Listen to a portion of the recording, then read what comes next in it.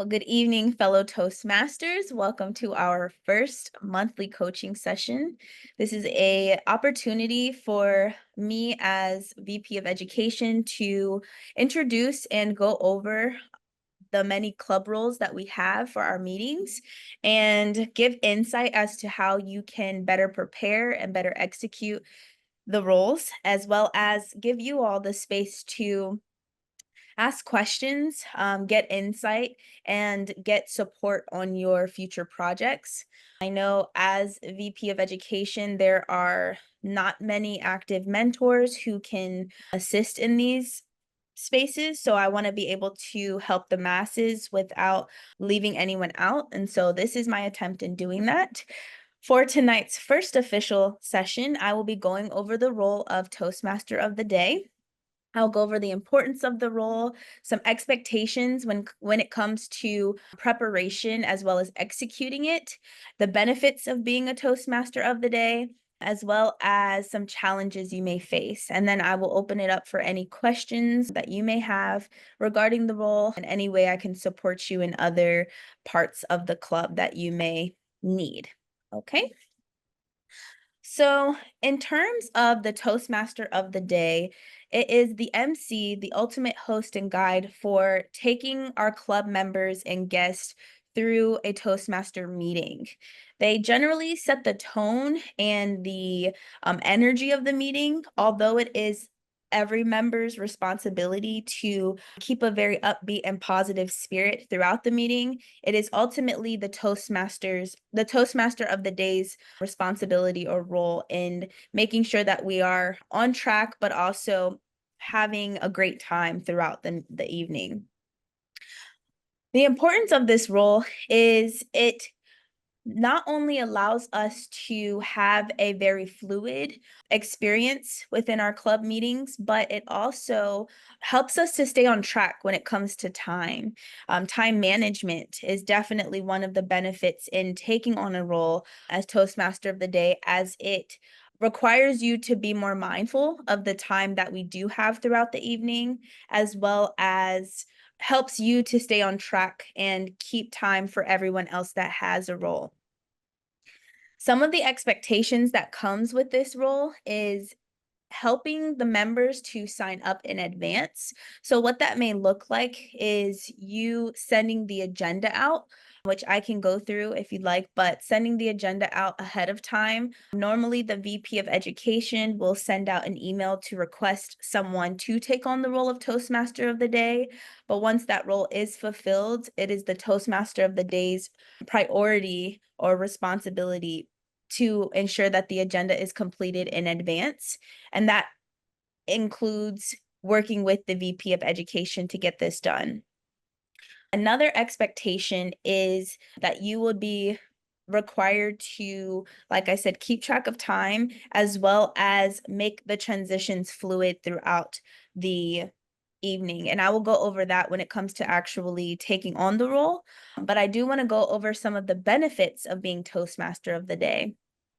So, in properly preparing for this role, it allows us to develop in our leadership because we do have to be active in reaching out to our members.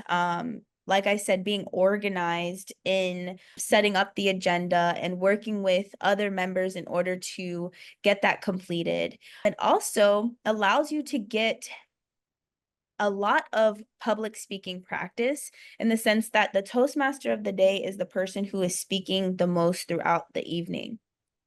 It also, with speaking a lot, you're given the opportunity to speak off of the cuff, which personally I enjoy. I think for many people it could be a bit intimidating, but what I've experienced is that it allows you to get out of your head and to be more present and mindful within hosting the meeting. So one of the things that I love is as you are listening to the speakers or as you are listening to the general evaluator or even the table topics, it allows you to be very present because when transitioning, you're able to pick up on some of the things that were said or the nuances of the speaker that you can then use for transitioning. So on top of the public speaking practice, speaking off of the cuff and developing your leadership, you're also creating that mindfulness and that presentness and just being an active listener. And then, like I said before, it makes you more organized because not only do you have to prepare in advance by completing the agenda, but you have to also know where is each person on the agenda, what are the transitions and who is doing what role. It keeps you on top of your feet, especially when we have last minute adjustments or you have someone that's added to the agenda before the meeting. So just being organized with your notes, with the agenda, with any changes, these are all benefits. In terms of actually taking on the Toastmaster of the Day role, I'm going to share the updated Toastmaster of the Day script that I went ahead and added a few changes because before we were missing a couple of roles, if I'm not mistaken. I think I have it here.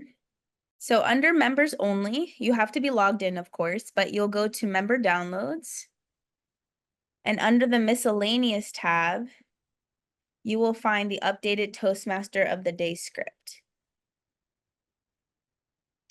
I won't download it again just because I have it, but I will share my screen with the updated role. Just a second, and we can go through that a bit here.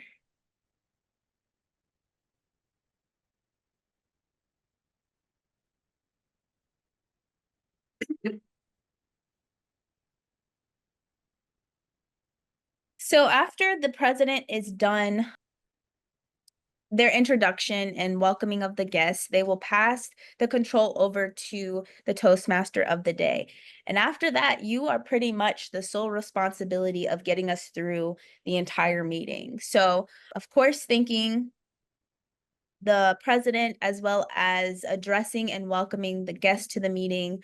I will, like I said, you have access to this, so I won't say everything verbatim, but essentially, you do want to make sure that you utilize this tool, that you practice in advance because it'll help you to get a feel for the flow of the meeting. And there are some key aspects that you want to make sure that you include. So that's why you have a resource such as this script.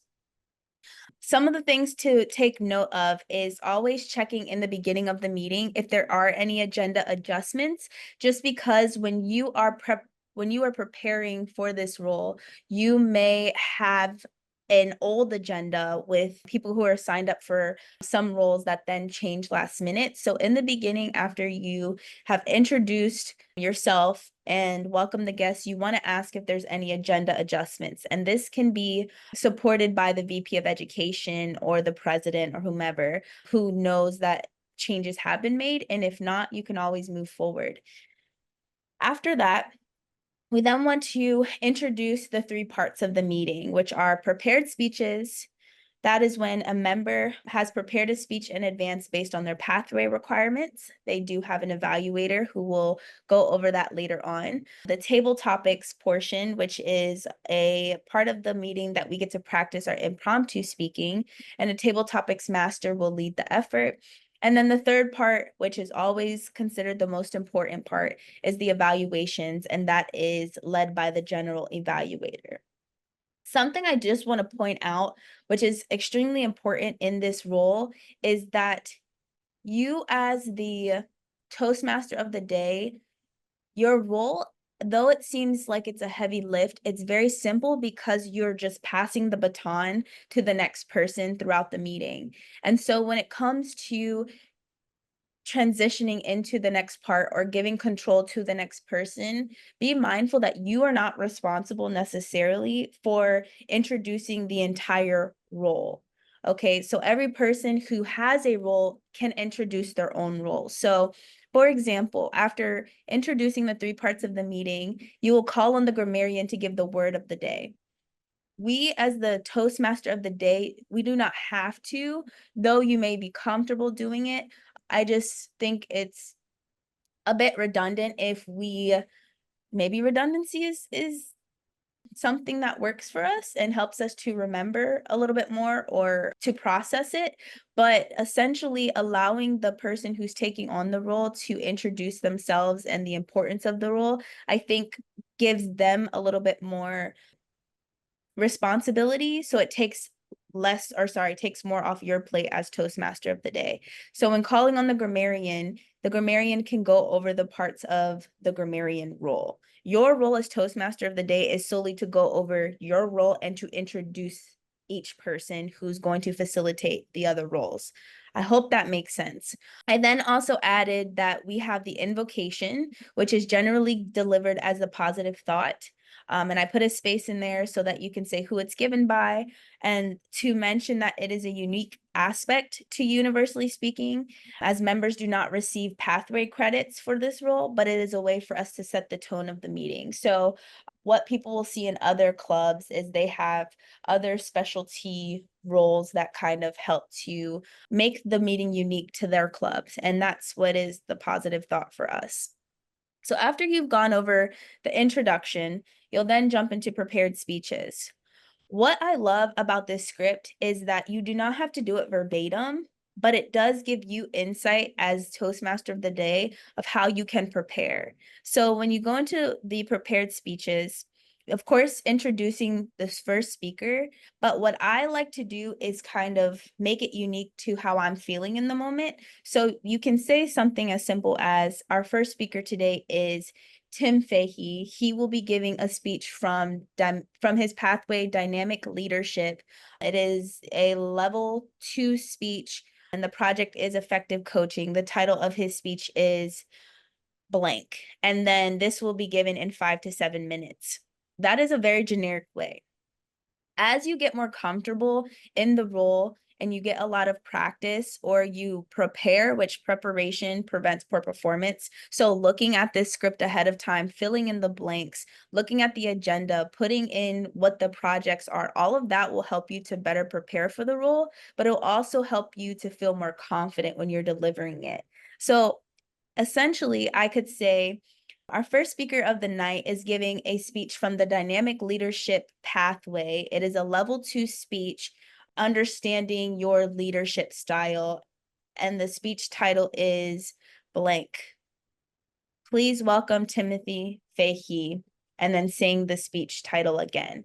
So that all comes with practice and just comfortability. Like I said, this can change anytime. You can adjust it how you want to. And that's why I love this role, is it doesn't have to be verbatim. You don't have to read the script verbatim, as long as you say that there's three parts of the three parts of the meeting: prepared speeches, where a member gives their speech based on their allotted pathway or selected pathway. Table topics is where we get to practice speaking off the cuff versus practice our impromptu speaking. So the more that you practice with this role, the more you'll kind of find your flow and figure out what you want to say and when you say it. And then the evaluations portion is the part where we get the most bang for our buck. Like, that's why I really love this role, because it allows you to not only get comfortable leading a meeting, but it allows you to kind of find your speaking style ultimately, because there are so many aspects to it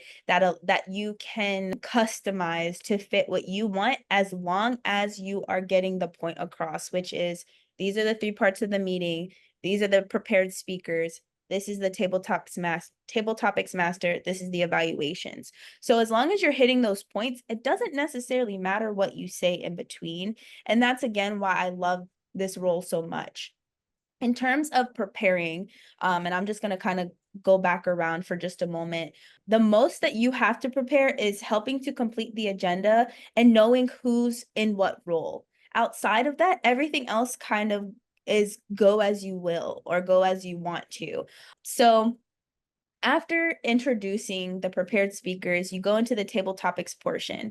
And again, this is what I love about this role, is you're just introducing. once you're done introducing, you get to take a back seat. And then once you're called back up, you get to then introduce the next person. It's constantly just passing the mic off to the next person, kind of like an award show when you think about it. I think that's the best way to look at it, right?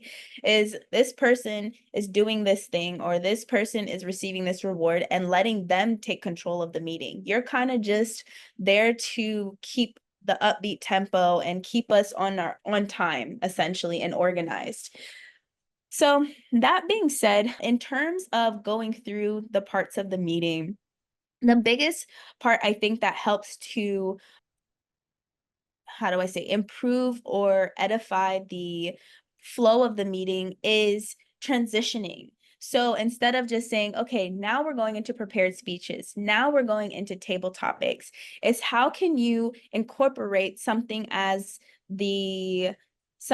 as the theme of the meeting into your transition? Or how can you incorporate what the speaker just said into the meeting? So for example, if you're transitioning from speaker to speaker, you can, after the first speaker is done, say something along the lines of, um, thank you, Tim. That was an amazing speech. I love how you talked about the challenges that you've had in being a leader, and I completely resonated with your style, as that's how I show up in my own professional field.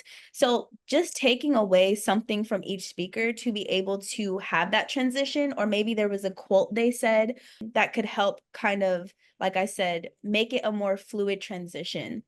That way it's not like first, next, then finally. Like those are great transitions, but those are basic transitions. So when you're able to actually pull from the speakers itself, one, it shows that you're listening actively and that you are engaged in the meeting, but it also increases your performance as an effective communicator. So those are some things to just keep in mind. And like I said, essentially, you're just passing the baton from one person to the next. So in terms of like adding the theme, for example, that one is, I won't say difficult. I think in terms of like, let's say in beginning of introducing yourself as Toastmaster of the day, before you jump into, let's say, introducing the parts of the meeting, you can talk about the theme a bit. And then as you go through, maybe throwing in some special facts or quotes, which I have loved watching in the past. So like in between prepared speeches to the table topics, you can share, hey, did you know that currently our next meeting theme is back to school? So currently in the Montgomery County Public Schools, they were voted one of the top 5 in the entire United States as far as education goes. So like something like that to kind of, like I said, tie in the theme, but also add a level of oomph to the meeting, because as we're going through the meeting, if we're being honest, it can become a bit generic in terms of going from bit to bit to bit, versus like, how can I add something that kind of takes us off of our structure, but still keeps everyone engaged? And so those are some things to just keep in mind. It's kind of, again, like an award show where someone will add a funny joke in between transition, or will do a wacky performance. It's how do you keep your group, your audience engaged while you still have an agenda to complete? And that comes from you understanding yourself as a speaker,